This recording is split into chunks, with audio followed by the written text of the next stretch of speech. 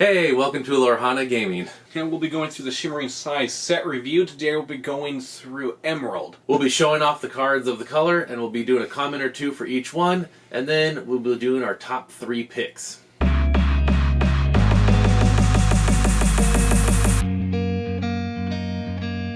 Let's kick it off with Bonsai, Taunting Hyena. Now this little fellow comes in at a 2 inkable 2/2 with 1 quest. Now his ability, when you play this character, you may exert chosen damaged character. Not too much to say with the low cost, could come into play, but early on, maybe not so much. Next up, we have Clarabelle, Clumsy Guess. So she is a 1-cost 1/2 quest for 1 with the ability Butterfingers. So when you play this character, you may pay 2 to banish chosen item. This is a 1-drop that I think is worth keeping an eye out. Her shift is really good, and just having the side ability to be able to banish items is always useful to have. Then we'll move on to another hyena, one of our favorite here, Ed, Laughing Hyena. So a little bit of a hyena theme in this one.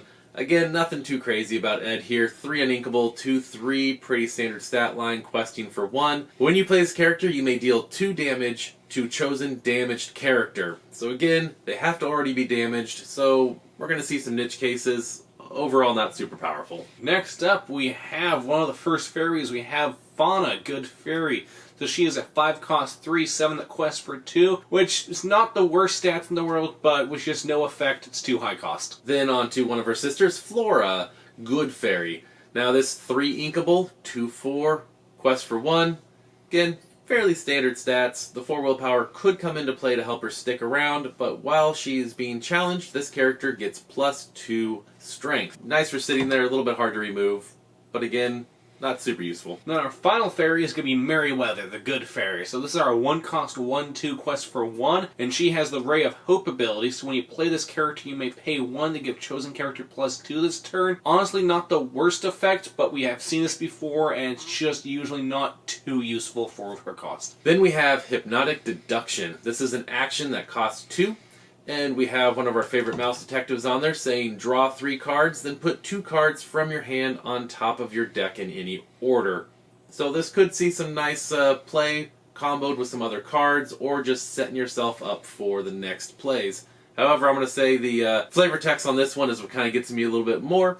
Go ahead and read it there. And it really points to Jafar, I think, kind of maybe being the big bad of this set. Yeah, I know. We've seen everyone else has been hinted, but he is the one that seems to actually have the plan going on more than anyone else. Exactly. Right. Next up, we have the Night Howler Rage. So this is a 3-cost action that draws a card and gives chosen character reckless during their next turn. We have seen these effects, but personally I prefer it when it's on a character. We already have better targets such as Rolk, which just also gives you lore loss, so I don't see it getting there. Then we get our first item, the Obscurisphere.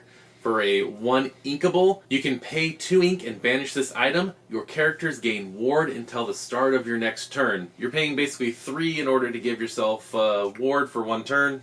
Yeah, there's better items than 1-drops. Next up, we have Robin Hood, Archery Contestant. So this is the 2/2/2 stat line that they love to print. Quest for 1 and has the ability Trick Shot. So when you play this character, if an opponent has a damaged character in play, gain 1 lore. I think this card's a little better than the average. We've seen a lot of good Robin Hoods come out with this set, and if you've played the game, you've seen from the meta he has some good hits too, so I would keep an eye on this one. Yeah, definitely pushing that damaging characters. Oh, for sure. Then we're going to have our first mime I think we've had in the set, Yulf. I'm not really sure how to say his name. He never says it himself, so he is a mime, as it says. 4 inkable, quest for 2 with that 4/3 stat line. Now this character can't exert to sing songs. Wonder why. Next up, we have Zazu, Advisor to Mufasa. So this is a 5-cost 3/5 that quests for 2 with Evasive. Not bad stat line, but we've already seen other Evasives come through, and I feel like the 5-cost Evasive slot is just a bit filled already. Then we have our little Clarabelle. 3 inkable, 2/3, quest for 1. Again, standard stat lines, but when she comes into play, if an opponent has more cards in their hand than you, you may draw a card. So 1 card draw, it's not bad. Gives you a good shift target later. Then we have another hyena for the set. This is going to be Ed, Hysterical Party Goer. So 4 costs an inkable, 2/4 that quest for 3. And damaged characters can't challenge this character. I do like the effect, but uninkable in a color that is already known to have way too many good uninkables is going to be a hard one to fit. Yeah, it does have some fun art. He has his Oh hat yeah, on. no, I love all the hyenas in the set. Next up, our other item here is the Emerald Chromacon. It is a 3 uninkable. The ability, Emerald Light, during opponent's turns, whenever one of your characters is banished, you may return chosen character to the player's hand. Kind of an interesting ability on an item, right? Right, now it has a lot of high potential in this set. I do think just having the ability to pseudo protect your own characters or bounce your opponents is great. I mean, Lemon Line with the song package is already annoying enough with its bounce, so there's definitely could be a slot for this card. It is pretty strong, I think. Will it see every deck? Probably not. I think it has a good potential to find a slot in many. Yeah. I think its one weakness is with all the good items, we might see too much item destruction for this thing to find its footing. Right, kind of play it down, then it gets banished before you really have a good chance to use it. Alright, next up we have another one of the 1-cost 0/4s. This is going to be Little John Camp Cook. So once again, I've stated this in our yellow, but I don't think the 0/4s are going to see much play in this format unless they have a really good shift target, which he really doesn't. And then some of our fun artwork of the velvet rope or whatever going across the way. We have Mother Gothel, Conceited Manipulator. Now this one is a 2 inkable with a 1/3 stat line, questing for 1. Again, alright, but our kicker here, when you play this character, you may pay 3 to return chosen character to their player's hand. So another way of just Mother's knows best as she comes on the field. Not bad. Don't say it's nice to see the mother be able to play her own effect. Yes. Right, next up we have Robin Hood, Sneaky Sleuth. So this is a 5-cost 3/5 quest for 1 with a shift for 3. And this character gets +1 lore for each opposing damaged character in play. I feel like this card is good, just a few damaged characters, you can already quest for 3, and he does have arguably the best art of the set. Then we got Shenzi, Scar's Accomplice. So it's nice to see another one kind of come across finally. 3 inkable, 2/3, 1 lore. Again, alright, but evasive, so that's kind of fun. While challenging a damaged character, this character gets +2 attack. Can come in strong to get those pesky evasive characters. Next up, we got Tropical Rainforest Jungle Lair. So this is a 3-cost location, 6 willpower, 1 cost the move. Does gain 1 lore at the start and has the ability opposing damaged characters gain Reckless. So this is kind of the new type of locations where they have an effect upon entering, which has been nice to go and see. But I don't know if giving everything Reckless that has damage is going to be that useful. I think on average you're going to have 1 or 2 characters damaged, so I think you could just play, you know, Rolk or something like that. Alright, then we got You're Welcome, You're Welcome. Sorry for the bad singing. Alright, so we got an action song here at a 4 inkable.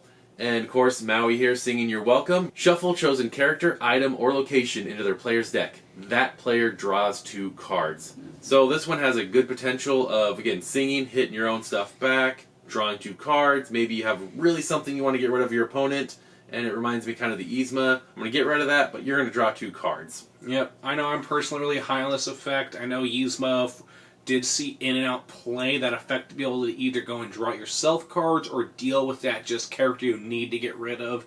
And this hits locations and items. Like the 2-card downside isn't not great, but when you need it, it's just great to have. Yeah, sometimes those really hard to get rid of characters like Steel Cinderella or something like that you just can't deal with You're in otherwise. Green Steel, normally it would be no-go. This one, gone. Yeah, you actually have some good potential. So I really like it.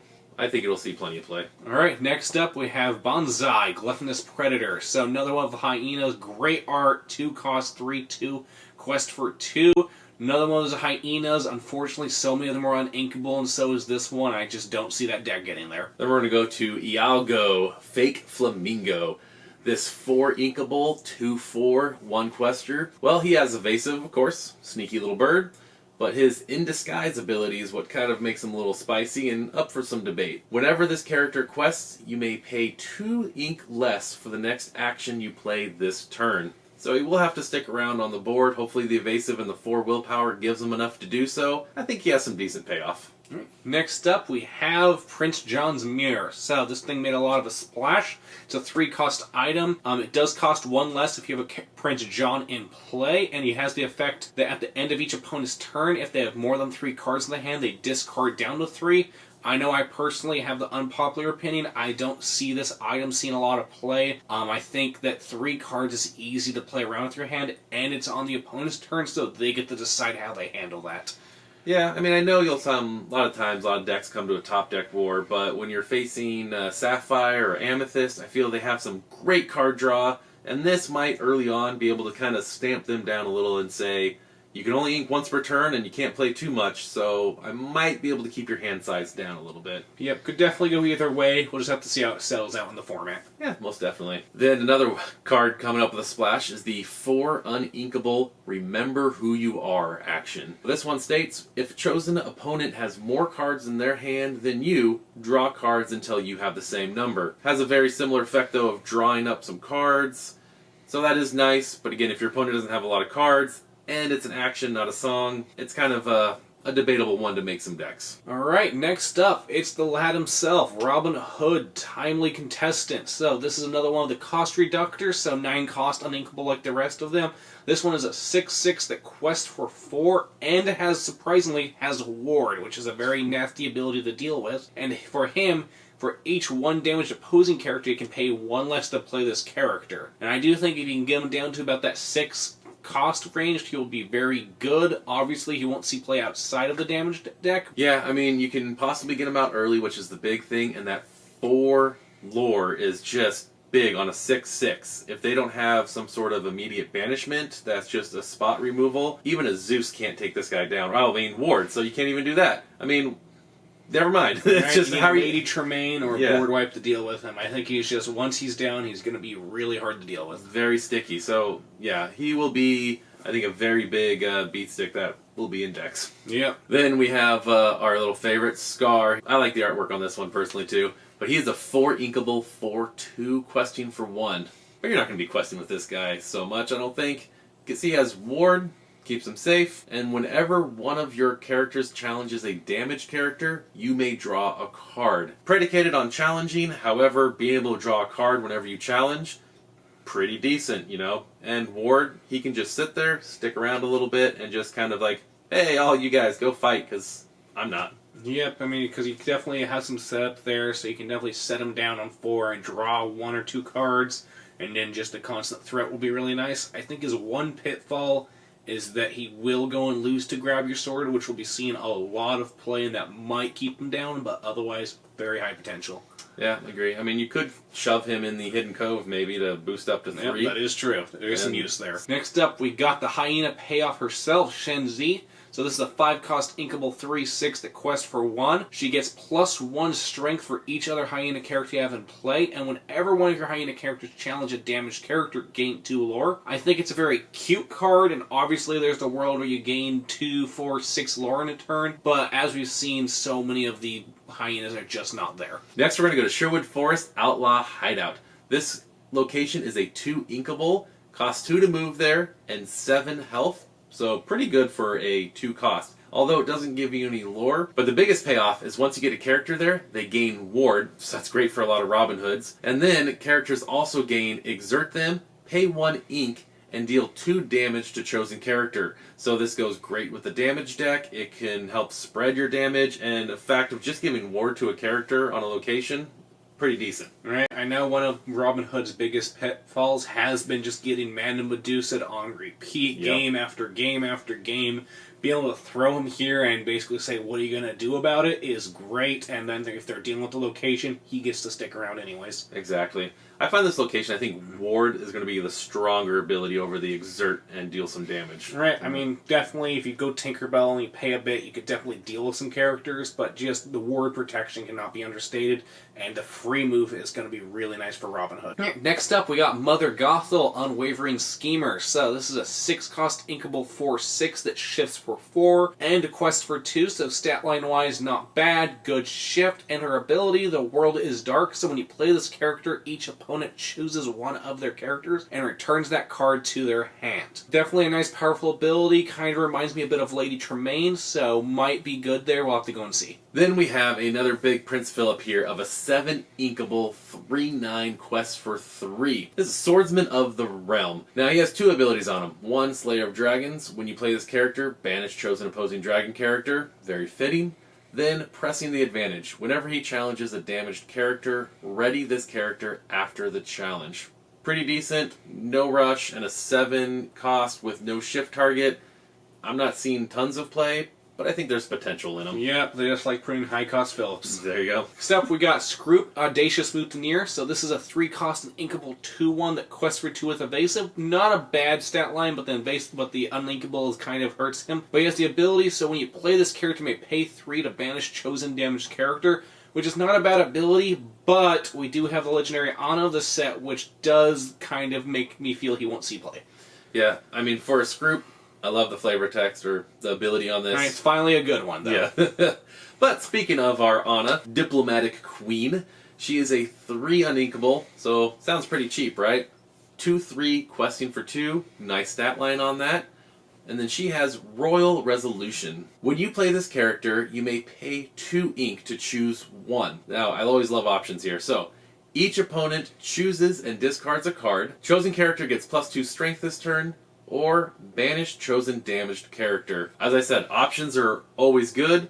This one definitely has quite a few options. Right, and it's even better. More than one of them is good. Like I said, she has that Scroop text line on her, which is why I don't think you'll see play. And on top of that, just being able to give the extra strength or discard that last card in hand is going to be useful. Yeah, exactly. I mean, the banishment, everything. I mean, what's not to like for basically a 5 cost? Right, nothing screams overpowered, but like she just feels like a consistency card. Agreed. I don't think you ever really see her played on 3 unless you absolutely need a character. Right, worst down. case, you get the quest for 2 and she can sing. Right, finally we have one of the best Emerald cards of the set, Clarabelle, Light on her hoof. So, 7 cost inkable, 5/6, but she can shift for 5, and she quests for 2. And then finally her ability, Keep in Step. At the end of your turn, if chosen opponent has more cards in your hand than you, you may draw cards and you have the same number. So just being able to go and slap her down and catch up on card advantage is nice, and she has a stat line that's hard to deal with. Alright, yeah, this is one beefy cow. I mean, I've got to say, that 5/6 really kind of hits you, and being able to shift early on with a great ability, this is, yeah, possibly one of the better Emerald cards, hands down. Right, because, you know, we've seen this where people being able to go and shift Beast onto Morph at 3 has been so good. We've seen the 5-drops come down and be able to sing whole new worlds and stuff, and I just think this is going to be one of those essential 5-drop shifts where she comes down, your opponent can't quite immediately deal with it, and you just get to bury them in more card advantage. Yeah, absolutely. It's going to be pretty nuts. And everyone's going to put everything they have to deal with your Diablos already, and you get to now have the follow-up of even more card draw. Yep, exactly. So one of them's going to stick. Alright, so now our top 3 picks. I'm sure you've been wondering. I think we're about in agreement, but we have a couple different ones. So my first one I kicked off was that Clarabelle we just talked about. Yep, absolute house. Runs in any deck. Hard to see her not seen play here. Then next up I went with Ana, Diplomatic Queen. Again, we just kind of talked about her a little bit. Yep, just consistency, nice abilities.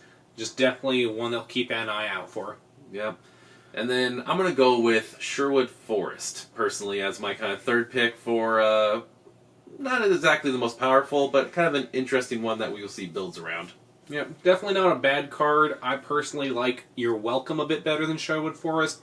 I think being able to have the consistency of being able to deal with just almost any threat you need, or being able to sing it and draw yourself 2 cards and get rid of something you don't really need anymore, it's just going to be really nice. Go and let us know what you all think down in the comments. You know, do you agree with our picks? Some of our takes on the cards? What do you think? Alright, thanks for joining us for that video. If you like our content, please like, subscribe, and share it. Don't forget to hit that bell notification so that way you know when our next videos are coming up. We really appreciate the support and stay tuned for the next video.